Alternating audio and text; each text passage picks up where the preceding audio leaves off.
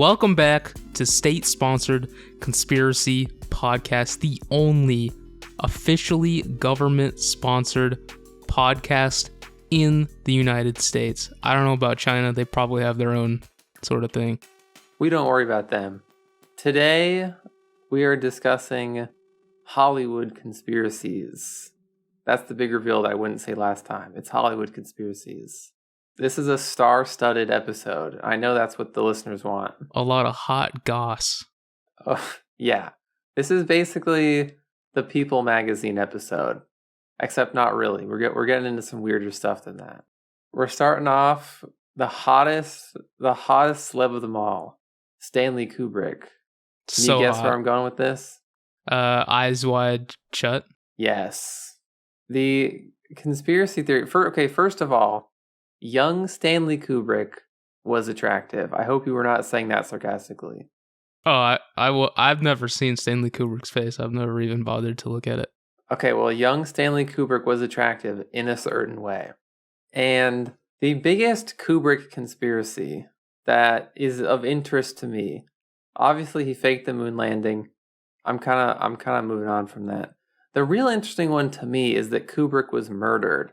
That's also more on theme with this episode because everything else is about murder. So I wanted to talk about the murder one. He died of a heart attack at age 70. That's like what actually happened. Mm-hmm. And there's no actual evidence that he was murdered per se. And that's also going to be a common theme with these Hollywood conspiracies. Very, very little evidence. I think that's a common theme with every conspiracy. Well, okay, yeah, that is also true. Until the last part of this episode, but I won't say too much now. But so he dies of a heart attack.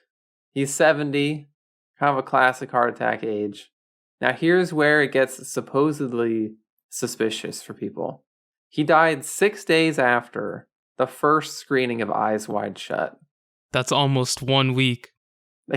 Yes. In case you're unaware, because you're not big into the movies. I know our audience is a little old, so maybe you guys don't watch any of these moving picture shows. But Eyes Wide Shut is about elites in New York having weird ritual orgies. And it's also kind of implied that like kids are involved. Well, not kids, but like underage ladies. And there's a lot of cryptic weird stuff going on. The shooting of the movie itself was also very weird.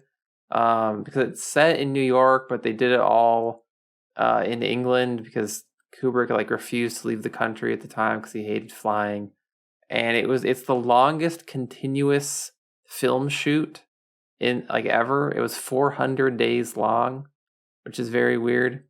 And this is where it gets actually somewhat suspicious, I will admit. Here is a quote from Nicole Kidman, who is the female lead of Eyes Wide Shut, alongside Tom Cruise. And Seth Rogen, of course. And Seth Rogen, he plays the villain. So tell me what you think of this quote. Mm-hmm. She said, "Stanley told me the world is run by pedophiles. He studied secret societies his whole life. He was fascinated by them, and he said the elite, the top secret societies, are full of men with a certain predilection. They are tied together, sort of bonded by pedophilia. They all know each other's dark secrets. It's a lifetime bond. Even if one of them wanted to go straight and repent, so to speak, he can't. His peers will bring him down. They are in it until death, driving the world to ruin. That's kind of how Stanley explained it, but it was all very complex. I'm probably not doing it justice." Sounds like he was a bit too into it. Now, here is an additional piece of context for this quote. This quote gets brought up a lot whenever someone brings up Kubrick was killed by the CIA. But here's what they don't tell you. This quote is fake, and she never actually said that. Now, how do you feel about the quote? Yeah, that seems like... Well, okay. When you were saying the quote, I was like, "Oh, this is a bit wordy for an actress like Nicole Kidman to just say all of a sudden." Do you just call Nicole Kidman a dumbass? Well, I'm just saying nobody's gonna... She's not... I don't think she's like a philosopher, you know? I do not know anything about Nicole Kidman. I cannot speak to that. Now here is a real quote from Stanley Kubrick, and people will bring this up to make it seem like Kubrick was weird. And people also bring this up to say Kubrick was anti-Semitic, because some people do try to say that Eyes Wide Shut is all about calling out the Jews. So the co-writer of the script said that Kubrick told him that Hitler was, quote, right about almost everything. And that is actually a real quote. But he also said that he assumed Kubrick was joking. Now, the thing about this is Kubrick was Jewish. Yeah. What I think... Now, that doesn't mean he can't be anti-Semitic. It just makes it funnier. It does make it funnier. That's my point. Because he's Jewish, he's allowed to say stuff like that. Like how Hogan's Heroes was made by Jews. You look back and you think that's kind of weird that they made a show about like people in Nazi prison camps. It's like how Larry David made a whole show just making fun of Jewish people when he made Seinfeld. Exactly. My next example was going to be the episode of Seinfeld where Jerry is making out during Schindler's List. We're on the same wavelength there. We really are. And I feel like Kubrick can make this joke and it doesn't mean he's anti-Semitic. So I don't think that people should bring this up to slander this man who was attractive in a certain way when he was young. I want you guys to Google that. Now, I did Google Stanley Kubrick while you were saying all this, and I have no idea what you're talking about. He is an ugly John Rhys Davies looking Gimli motherfucker. All the listeners are going to agree with me, and they're going to like what they see when they Google I was expecting like a young Stalin sort of situation where it's like, damn, all right. But no, he looks disgusting. I would kill him myself. Yeah. If you would put the hit on him. Yeah, he's too ugly. Well, the listeners are going to find out that I'm right when they look him up. That's all I can say about that. Now, why would the government have or not the government, why would the elites have Kubrick killed when he's the one who made their whole moon landing movie? Well, I don't usually see these conspiracies connected. I think usually you got to be in one camp or the other from what I can see. But there are also people who say that it was not the elites or the CIA who killed Kubrick, but the Scientologists. Because Tom Cruise is the lead in this movie. And some people say that they took it as a personal insult. They took it personally. And they thought that he was sort of making a movie about how like secret societies are bad. And he was trying to essentially put Tom Cruise through some sort of weird like humiliation ritual. And so they killed him. I guess I'd buy that a bit more. I would weirdly kind of buy that more. Now there's also... I saw in one completely random article, one guy said that it could have been Woodrow Wilson supporters. President Woodrow Wilson. Isn't that guy from like the 1800s? Sorry, I'm not very good with presidents. Hey, you're not off by too far. But what this guy said was that according to certain delusional Shining fan theories, of which there are many, and some of which are real. I'm actually kind of a Shining autist myself. But there's a scene in The Shining, which I have seen many times, where Jack Nicholson goes into the gold room, and the bartender tells him, "Your credit is fine." Now, what does that mean? I've never seen The Shining. You've never seen The Shining? I can't do horror movies. Okay, first of all, we gotta watch The Shining after this. But according to the theories, this is an elaborate metaphor for the Federal Reserve. And there are some people who say that the whole movie is essentially about the Federal Reserve. And who created the Federal Reserve? Woodrow Wilson. Oh, I was going to say Stanley Kubrick. Again, I'm not very good with all this stuff. And so basically you have some sort of like secret cabal of like 100-plus-year-old Woodrow Wilson supporters who iced Kubrick for this Shining diss. They were so pissed that he would diss the Federal Reserve that they had to wipe him out. And they waited until he was 70, and then they made it look like a heart attack. You sure showed him. Yeah, they got him. After he'd had a long and successful career, they finally killed him at 70. A long, successful career, successfully finished his movie exposing the pedophile elite. It really got him. And released it to critical and commercial acclaim. What if it was the CIA, but they just like screwed it up? They're like, well, that's all you guys did. You were supposed to burn every copy. You just killed an old guy. They were like, wait, it premiered a week ago? We got the dates all wrong. Ah, jeez. Oh well. The Woodrow Wilson cabal is gonna be pissed. Now here's another murderer, Jim Carrey. True. Jim Carrey, according to people on the internet, killed his girlfriend, Katharina White. So Katharina White, officially, meaning in real life, committed suicide via an overdose. But where this conspiracy comes from is her family did hit Jim Carrey with a wrongful death lawsuit. And it got thrown out of court. But basically they tried to sue him and say that she only died because he used his like money and Hollywood connections or whatever to get her the drugs that she OD'd on. And it's pretty obviously just a cash grab from the family, but that is the source of this conspiracy. And there's also some drama where it turned out that she had been married the whole time, not to him, but to another person. And it was like a green card marriage because she was Irish. Gross. I know. So how does this relate to Patton Oswalt, though? Oh, he's coming up next. He's next. But the thing about Jim Carrey is the story does not stop there, because more supposed evidence can be found on the internet for his guilt. First of all, he's crazy. Okay, he is crazy. No one. I'm not going to defend him on that and say that he's not a crazy person. But now this is kind of the key to all this. This is really big. In the Batman movie, right? Wait, what's that one called? The one that he's in? Batman Forever. Batman Forever. Wait, let me look this up. He plays Edward Nygma, the Riddler. Is that the Riddler's name in like all the comics? Yep. Enigma. I hate superheroes. But okay, so he was the Riddler in Batman Forever.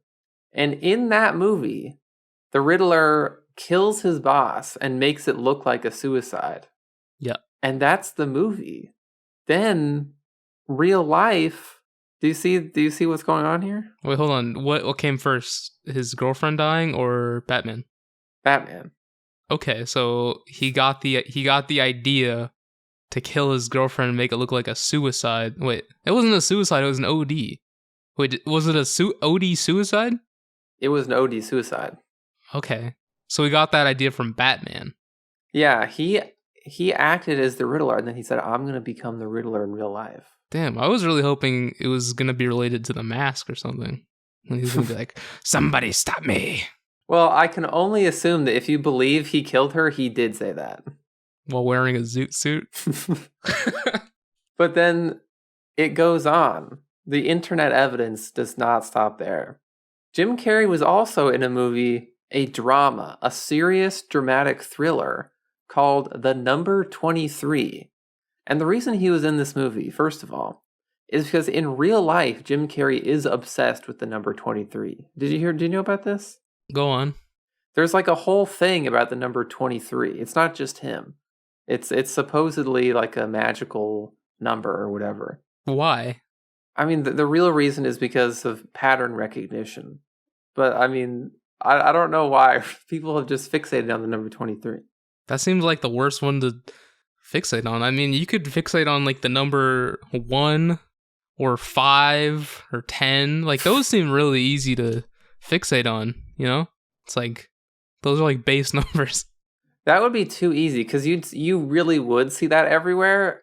And if that was your thing, you'd lose your mind in like 2 days. So he picked 23 because he wanted a number to fixate on, but not one that was too easy to fixate on. It had to be sort of a bit difficult.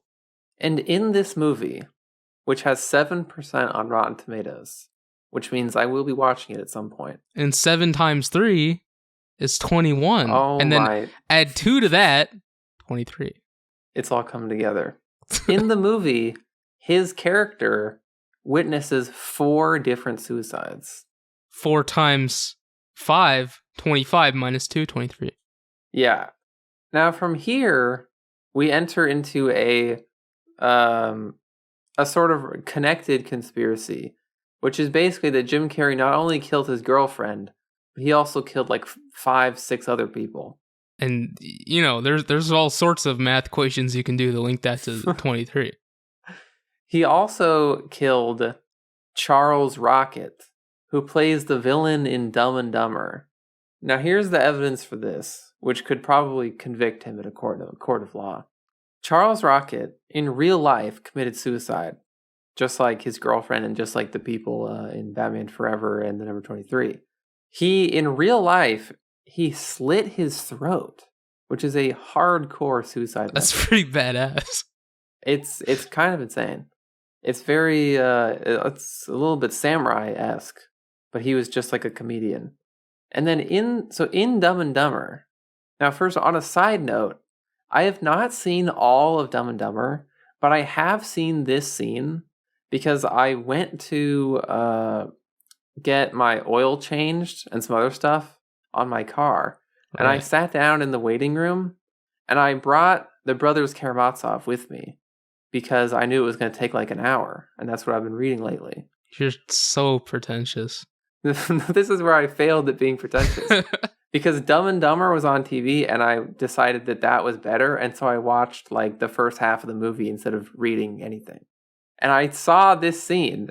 This is the main point. I saw this scene where it's after they successfully troll the guy into paying for their stuff at the restaurant. The Dumb and Dumber fans out there know what I'm talking about. And Jim Carrey has a line where he says, slit his throat. He says, oh, they caught up to him down the road and slit his throat. Now, what's weird is that this line is not in the script. It was actually ad-libbed by Jim Carrey. You can't do that. You're not allowed to ad-lib lines. He did. He ad-libbed this line. And supposedly, the reason he ad-libbed this line is because all along he was planning on slitting Charles Rocket's throat. Based. Now you're probably wondering, why would he kill Charles Rocket? It's because when Jim Carrey auditioned for SNL when he was 18, they went with Charles Rocket instead, and they did not hire Jim Carrey. So finally, decades later, he gets his revenge, and he slits his throat and makes it look like a suicide. You know how many years later? 23 years later. And then, weirdly enough, this is actually all very weird. I'm not going to convict Jim Carrey, but it is genuinely very weird. It's kind of just like a cursed production like Glee, like how everyone died making Glee. That's not even true. It is true. Like 4 people on Glee died. Literally one person died. No, a couple people died, and that one guy went to jail. That was after.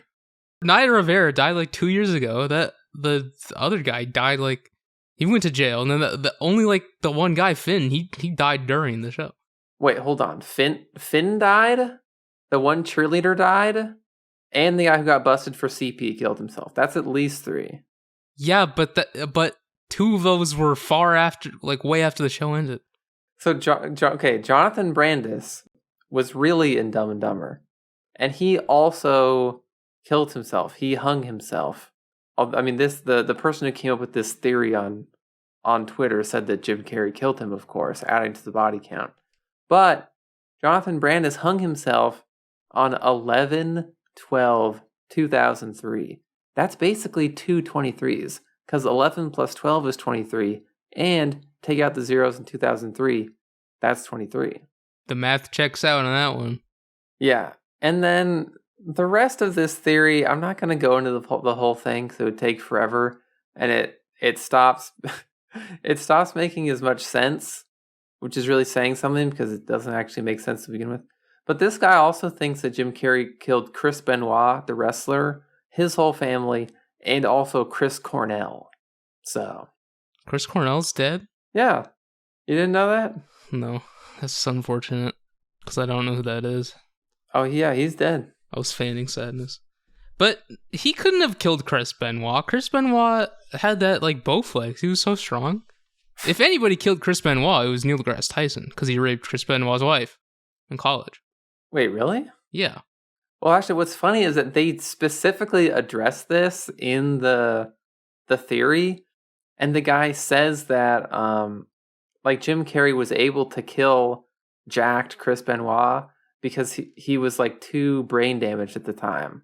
So Jim Carrey could like manipulate it and sneak up on him. Can't keep getting away with it. Exactly. All right, now we can move on to Patton Oswalt. A whole new can of worms. Patton Oswalt is the other actor / stand-up comedian who killed his wife. And many others. So Patton Oswalt, if you don't know, was the rat in Ratatouille. Among other roles. But mainly he is known as the rat in Ratatouille. I'm not sure that's true, but go ahead. It's true for me. Now, his wife also died of an overdose. And the reason, there's basically two reasons why people say it was a murder. There's basically just two things that are supposedly suspicious. Number one, she was a true crime author. And she's actually the one who came up with the name Golden State Killer. So obviously that means if something happens to her, it's automatically suspicious. The second thing is he got remarried 18 months later, which some people said, hey, that's a little too soon. 18 that's pretty close to 23. Dangerously close to 23. If you round up a bit. So basically on that, people have said, send him to lock him up. Yeah, works for me. You say lock him up? Yeah, I've heard enough. Let's move on from the murderers to the murdered. What do you know about Heather O'Rourke? Bitch. She is a dead child. Do you now feel bad about calling her a bitch? Heather O'Rourke was a child actress who played the kid in the Spielberg movie Poltergeist. And she died when she was 12. And if you know about this conspiracy at all, you probably know it from the pictures that are just, it's of her and Spielberg, and it just says, like, in big letters, ask Spielberg what happened to Heather O'Rourke. Now, did she die of overdose or of poltergeist? She died of neither of those things. She died of, like a rare, like, bowel condition that she got from drinking, like, infected well water. It's a little bit funny. So then she died when she was 12. And the conspiracy is that Spielberg killed her to keep her quiet about all the molesting he was doing back in the day. Because, Hollywood is full of pedos and so on. And, it's part of that general conspiracy. I don't think Spielberg does that stuff. I don't think so either. I think after making AI with Kubrick, he was like, no, I ain't molesting anymore. I was reading a thing about that. I mean, obviously, because it came up with all this research. The movie AI is like they're making the robo kids for parents who can't have kids. There's a theory that Kubrick's version, had he lived to like finish it, that Kubrick's version would have been making robot kids for pedos to bang. Oh, I thought that was just implied in the movie anyways. I have not seen it. Is it actually? No. That movie's hella weird though. I watched it for the first time this year. I was unable to give it a rating. I didn't know if I hated it or loved it. It gets really weird. Like, it ramps up. Huh. Is this the one where it's like Robin Williams? Is Robin Williams in this? No, you're thinking of the Bicentennial Man. Oh, right, yeah. The AI is like if the Bicentennial Man had a retarded child. But that child ended up being like Forrest Gump. This gives me an idea. I think the next episode of the show should just be us like misremembering movies. I'm remembering the movie. I watched it this year. There's aliens at the end, all right? Extra dimensional aliens. Wait, I thought about artificial intelligence. No, it's about it's about so much more than that. Oh. But I think the next episode, in order to save me time on like looking stuff up on the internet, I think we should just do an episode where like one of us says a movie and the other one like may or may not remember, and we just go back and forth. I think that would be good content. How much do you remember about Good Burger? I remember. we can't do it now. We're gonna save it for a whole episode. We don't want to burn through all the examples now. Anyway, the start of this Spielberg killed Heather O'Rourke conspiracy is a woman named Diana Annapolis. And Diana Annapolis is basically an old school, literal schizo poster from the late 90s and the early 2000s internet. And she made all these accusations about Spielberg, saying, she started with the standard stuff. She said Spielberg, he's touching the kids, he's killing the Heather O'Rourke's, and he's in a satanic cult. So pretty much your run-of-the-mill, stuff that would later be recycled into QAnon. But then she also said that Spielberg put a microchip called a soul catcher in her brain. In Heather O'Rourke's brain? No, in her own brain. Oh. Yeah, and so she got in a lot of like legal trouble for stalking Spielberg and following him. Right. And it got to the point where Spielberg had to put a restraining order on her, and he put out an official statement. This is a real quote from Steven Spielberg, where he said... Can you do an impression as you read the quote? I don't even know. What would a Spielberg impression be? I don't know, just imagine. Just do George Lucas. I can't do a Lucas impression, can you? Of course I can. Do it right now. Hey, it's me, George Lucas. I killed Heather O'Rourke. Who is that? Is that Joe Biden? Just read the quote. He said, "To state the obvious, I am not involved with any form of manipulating Miss Annapolis's mind or body through remote technology or otherwise." He had to come out and officially deny this. But I will be asking for my soul catcher back, please. That being said, I would like it back. It was very expensive. No, so then she gets the restraining order, but stays out of the psych ward. But then there's an incident where she is like yelling at Jennifer Love Hewitt at the Grammys and gets into a physical altercation with Jennifer Love Hewitt's mom. We've all been there. Hey, it happens to the best of us. And so this is the incident that gets her sent to the psych ward because she did legitimately have very serious mental problems. And she, she was there for a while and she got like meds, and then she stopped posting about Spielberg on the internet. Get well soon. And now people have carried on her legacy and are posting about Spielberg on the internet for her and continuing to say that he's a pedophile with no evidence. Was he on Epstein's plane? Not that I know of, but you know what? I'm going to look it up now because I don't want to do all this Spielberg defending and then have it turn out that he is actually a pedophile. Look, if Epstein invited me onto his island on his private jet, I wouldn't say no. Hold on. What era of Epstein is this where you're not saying no? If he came back to life and asked me, I would say, hell yeah. You'd be like, let's saddle up. Go little St. James. Yeah. I would like to go on record as saying I would not do that. For the listeners, I'd like to say that. You'd be my plus one. Shut up. So then, so that's one supposed piece of evidence. This woman is a piece of evidence number one. Piece of evidence number two against Spielberg is an anonymous person claiming to be a Hollywood lawyer said that Heather O'Rourke was murdered. according to a post on crazydaysandnights.net. Sounds legit. Yeah, this anonymous post, you will see this in like every article and like Reddit thread or whatever about Spielberg. And the site has a disclaimer that reads thus: Crazy Days and Nights is a gossip site. The site publishes rumors, conjecture, and fiction. So it's like 4chan's X-board, but for celebrities. Yeah. Only a fool would take the things posted here as fact. All right, now here's the last guy. Here's the last murdered guy.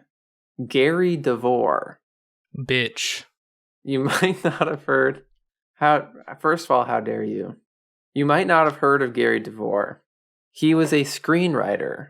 He wrote classics like Pentathlon. Have you heard of that? Nope. Showdown in Little Tokyo. He wrote that. And he wrote Tracks, and that's spelled Traxx. He wrote that. Of course, it's spelled that way. And the conspiracy is that he was killed by the CIA. Also, Dunstan checks in. He wrote Dunstan checks in? No, but that would be funny if he did. Oh, you're just mentioning the movie. Okay. I just like mentioning Dunstan checks in. Yeah, do that more. No, this more often on the podcast. Yeah. Okay, I'll try to do that. But this guy, this is genuinely this is the true part. The Dunstan checks in part was not true. This is the true part. So Gary DeVore, he's a big time screenwriter by this point. He says he has writing block. He leaves. He goes to Santa Fe to finish his latest script, which is going to be about the American invasion of Panama in 1989. Bridge over the River Kwai. Which is, no. This invasion, I've never even heard of this. Maybe that's just because I'm a Zoomer. Maybe that's because I don't read the news all the time. Maybe it's a fictional movie. No, this is a real invasion. I don't believe it. Oh, it's real. So he finishes the script. Writer's block is cured by the change of scenery. He's driving back to California. He completely disappears. He never shows up at his house in California. His wife never sees him again. Nobody knows anything. He's completely gone. Dunstan has totally checked out of the building at this point. And nobody finds anything for a year. There's no more Showdown in Little Tokyo. No more Tracks. With 2 X's. Then a year later, in 1998, they find him dead in his car under a bridge. His laptop that had the script on it is gone. His gun is gone. He carried a gun frequently with him. Of course, as a screenwriter does. Exactly. And this is the weirdest part. His hands are gone. Like chopped off, like not there? Yeah, like his hands are not on his body. This is the official police report. This is not a conspiracy. This is all in the official police report. Even weirder is that this place under the bridge was searched extensively during the original search for him, and nothing was found down there. Then a random private investigator happens to go down a year later, and he's the one who finds the car and alerts the police. What the heck? Yeah. So the non-murder explanation of Gary DeVore is just that he crashed. He just crashed his car. No, there has to be murder involved, considering his car wasn't there when they were first searching, and then they found him with his hands cut off. I think murder is well on the table at that point. Oh yeah, and then furthermore, in order for him to have just crashed, he would have had to have driven against traffic for 3 miles at night, and when they found the car, the headlights were not switched on. Just to confirm, his hands were not there. They were gone. Yeah, the hands are gone. They weren't attached to his body or present. Yeah. Okay. Now, some hand bones were found nearby, but they could not be proven to be his hands. This could be anybody's hands. Yeah. Now, there's a documentary and book about this called The Writer with No Hands, which is a pretty great title. But the documentary, they discovered that in the official report, it said there were 23 hand bones. Remember what I was, Jim Carrey? That's the same number as the Jim Carrey number. Exactly. But then it came out that in reality, there were only 3 bones. And the 3 bones could not be confirmed to be DeVore's bones. And he had a deformed left little finger, which would be a good identifier, but they could not show that it was his little finger. The whole thing just gets weirder. And I'm not even done with the weird things yet. It's not even over yet. Okay. So, witnesses that they interviewed for the documentary, they said that they saw an unmarked black helicopter overhead the day the car was pulled out, a year after his disappearance. The documentary mostly follows a guy named Matthew Alford, who is a writer/researcher guy, and he requested the full 600-page police file on DeVore. But the police told him that because of all the stuff he'd brought to their attention, they might reopen the file, and so they couldn't release it. So there's a lot of stuff that isn't known. 600 pages? Yeah. Why? Was that normal for a dead body? Know. I actually don't think that's that unusual. But there are more unusual things. So DeVore's widow, he had three wives during his life. Oh, not at the same time. Not at the same time. Okay. But his last wife, who got to be the widow, she said that DeVore had calls with people from the government and had documents with Cyrillic writing that he refused to explain to her. Like Russian? Yeah. And then here's a quote from his widow, who's named Wendy Oates. That's a good name. That is a good name. It makes her sound like a fictional character, but that is her real name. That's sexy. Sexy? Wendy Oates? Oh, sorry, Oats makes me think of Cheerios, and I really like Cheerios. I'm going to go ahead with the quote. He had been very disturbed over some of the things that he had been finding in his research. He was researching the United States invasion of Panama because he was setting the actual story that he was writing against this, and the overthrow of Noriega and the enormous amounts of money laundering in the Panamanian banks, also our own government's money laundering. So she basically said he was connected to the government somehow. His publicist, whose name was Michael Sands, he straight up said that DeVore was working with the CIA and that it could have been connected to his death. Michael Sands himself openly said that he worked for the CIA, as in he himself worked for the CIA. And so Michael Sands, as well as a separate person, an author named Tricia Jenkins, she also believed this is true. She said that Michael Sands, DeVore's publicist, got Mohammed Zidane, the head of the Palestinian Liberation Front, arrested. So basically, this guy's publicist set up a fake interview with Mohammed, and then the special forces came in and got him because he told them, he's like, hey, Mohammed's gonna be in town for my supposed lunch interview. Now you guys can nab him. And then Mohammed Zidane died in custody, which I think everyone knows that what that means is that Israel asked us to kill him, and then we killed him. I think he had a heart attack. maybe he also had a heart attack. Now, Michael Sands, his publicist was like a kind of a weird guy also. He sold designer cheesecakes, and he also set up surgery live streams where you could watch facial, plastic surgery on the internet. And this was in the early 2000s. Hold on. What is a designer cheesecake? That's a good question. The article I wasn't aware food could be designer. This article just said he sold designer cheesecakes. Okay. But that sounds really good to me because I love cheesecake. I hate cheesecake. You do? Yeah. What? I just don't think cheese and cake should be anywhere near each other. Kubrick is ugly and cheesecake is bad. You heard it here first, people. And Heather O'Rourke is a... So, this is his and then one last thing about his publicist, which is unusual.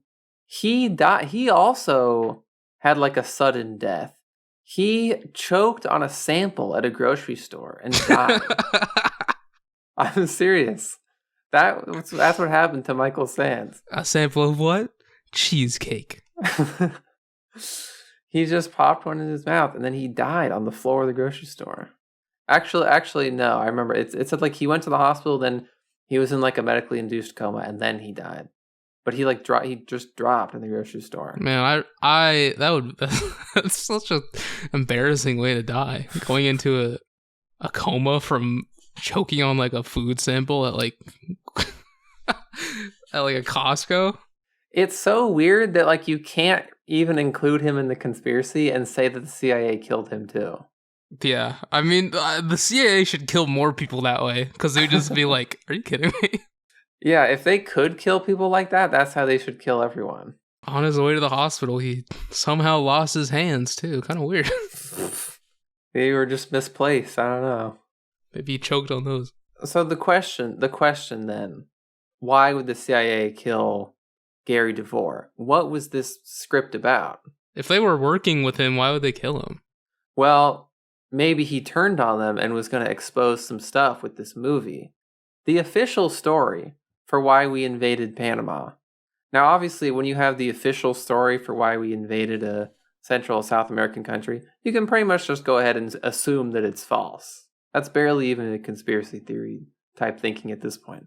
But basically, the official reason was we were going to arrest the dictator Noriega for drug trafficking.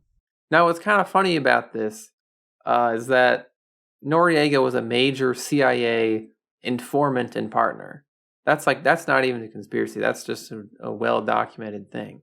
So he would help us get money to people that we were trying to get money to, get guns to people. He was like the CIA's guy at first. And then for whatever reason, they turned on him and they killed him and they got him out of power. We had our reasons. It doesn't matter. That was like however many years ago. Also, I don't think the CIA has ever done anything bad.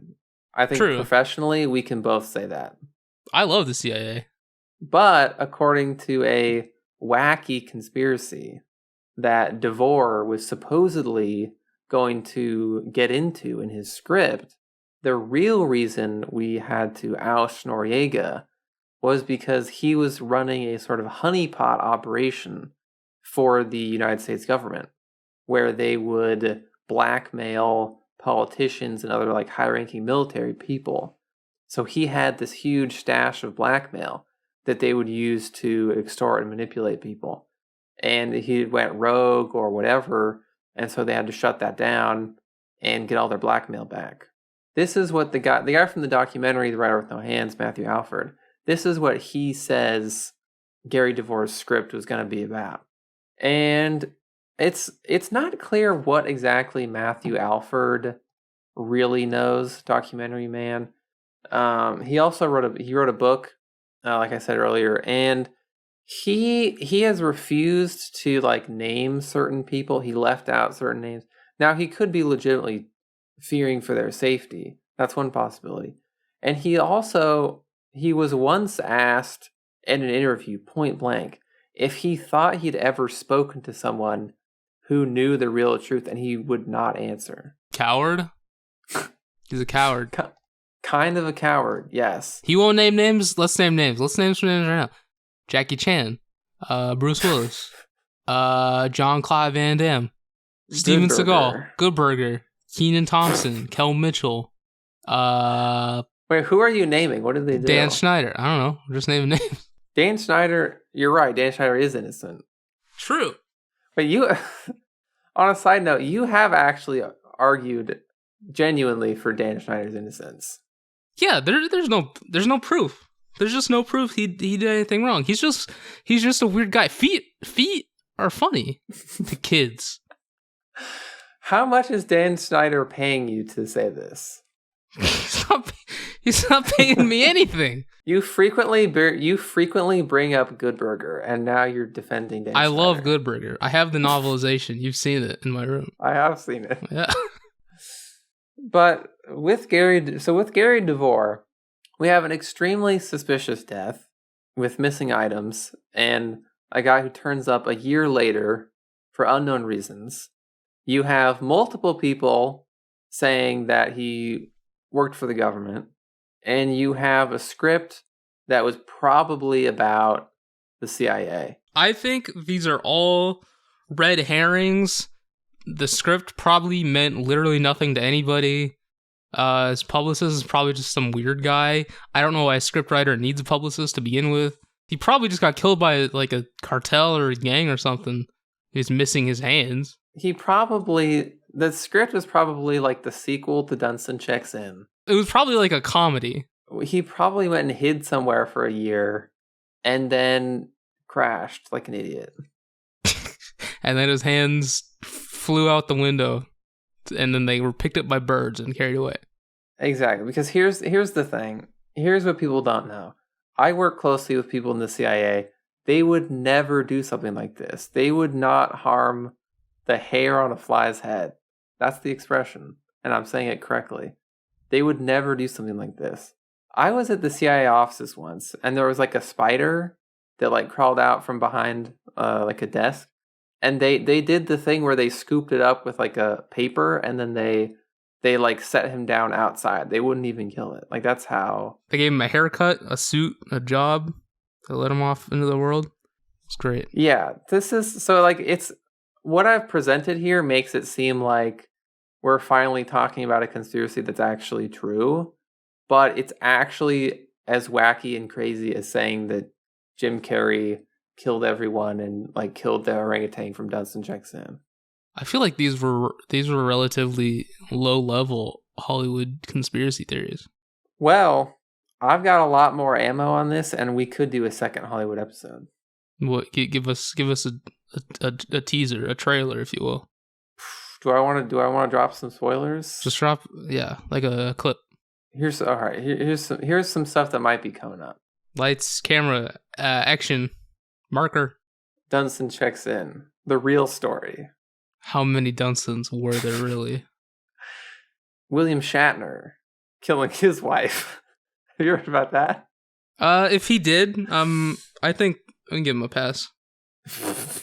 I unironically think that some like artists or, you know, like actors, singers, whatever, just based on the merits of what they've done artistically, I feel like they should get like some sort of pass. Like Michael Jackson, if he did do any of that stuff, I mean, like, come on, it's Michael Jackson. You're saying he earned those kids? Yes. He earned it. Are we going to have to talk about Drake killing Triple X? Do we have any email? We do have one listener email. Is it from who I think it's from? Well, okay, here's the listener emails we should be getting. Do we need another Hollywood episode? Because I personally am ready for Hollywood Part 2. What do you think? As if we can ramp up the intensity by like, if we can crank it up by like 10 times. Okay, we can do that. I want you to say some real anti-Semitic stuff about like Hollywood in the 20s or something. My friend told me that what we need to do, because basically Jews are included in every single internet conspiracy theory. So what we need to do is just have an episode talking about the whole origin of Jews being in every conspiracy, which could be interesting, but would also be like not that funny, because that's basically just a history lesson at that point. And I think most people kind of already know. Yeah, Jews are great comedians, but when you want to talk about them in a conspiracy standpoint, it starts getting not that funny. Yeah, it's like this wasn't funny. Like the Holocaust, this isn't as funny as like Seinfeld. Like you're gonna tell me that like a Jerry Seinfeld type of guy is who's controlling the world? Yeah, right. That guy can't even control an audience. That guy can't even control an airplane joke, you know? Control the world. I can't control the audience. I date 16-year-olds. Hey, she was 17. All right. Which is, how old is he? 40? What, Yeah. you don't think 40? I think Jerry Seinfeld is like 33 or something. That's not a great look, Seinfeld. Do better. But the character Seinfeld, he was always dating age-appropriate ladies in the show. Highly unrealistic. Anyway, listener emails. Nigel has responded. Thank you, Nigel. It's Nigel from New Zealand. He said, first of all, he has an apology to make. He said, my apologies for the abrupt tone of my last email.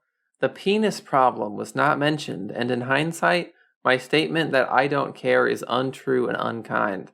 I'm happy to hear that Agent X, that's you, has made a perfect recovery. I look forward to the impending takedown of the Lemurian Fellowship. It's coming, Nigel. We have big plans for them, and I'll have you know, due to some sudden advances in the government medicinal technology, my penis has fully regrown. I think next episode is going to be Hollywood Part 2, or actually I'll tell you this after. This is like too secret. Okay. This has to be like a big reveal. Okay. Next episode, Part 2, potentially. If you have anything you need investigated that you feel needs to be on the show, you can email us. You can message us on Twitter. Unless it's Dan Schneider, because then we know you're some sort of shill for the Lemurian Society or whatever. On this podcast, we support Dan Schneider. He's on our list of allies. Friends of the podcast. Yeah. In conclusion, I think people in memory of Gary DeVore, who died of a random accident, watch Dunstan Checks In, his best film. And make sure your hands always stay attached to your body.